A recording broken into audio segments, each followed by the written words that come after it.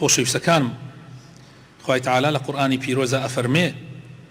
مثل الذين ينفقون أموالهم في سبيل الله كمثل حبة أنبتت 7 سنابل أو كساني مالكانيان لبيناوی خوای بەخشنەوەکە وایە دانەگەنمێک بچێنن حەوت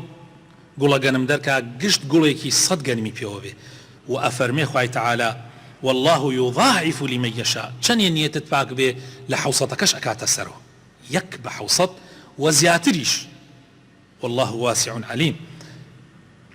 پێغەمبەری خۆشەویستمان صلی الله علیه و سلم فەرمێ ئەوەی کە ئەگاتە ئینسانە لە عەمەلەکانی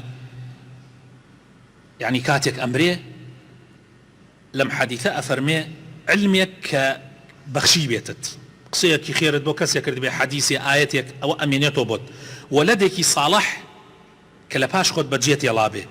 مصحەفێک قورئانێک کە خسبێتە مزگەوتەوە مزگەوتێک کە دەستیا بێ لە بیناکردنیە لە چاکردنیە ماڵێک بۆ فەقیر و هەژار دروست کرابێت تۆ تایە بەشدار بی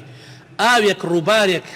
پێویست بێ بۆ ماڵان ڕای بکێشی تۆ تایە دەست هەبوو بێ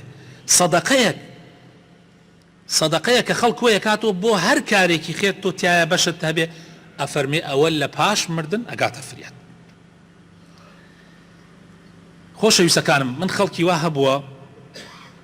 کاتی ئەو ئیسعافەمان کڕی بۆ سمود مسلمانی وا هەبوو کە من لەسەر قەورسان طبعا باسم کرد کە جەنازەیەک لەوێ بوو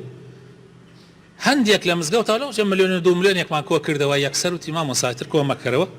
تەواو باقیەکەی هەرچیتان کۆ کردوتەوە ئیتر لەسەر من باوەڕ بکەن کاتێ بیبینی ئەڵێ ئەمەکەی پیاوی ئەوەیە دەفتەر ببەخشێ یعنی بە شکل و شێواز پیاوێکی عادی بەڵام بۆ خۆی و بۆ قیامەتی خۆی و بۆ باوکی و بۆ دایکی هەر لە ئێسەوە بەهەشت دەکڕێ هەر لە ئێسەوە بەهەشت دەکڕێ. ئینسانی مسلمان ئەبێ ئاوا بێ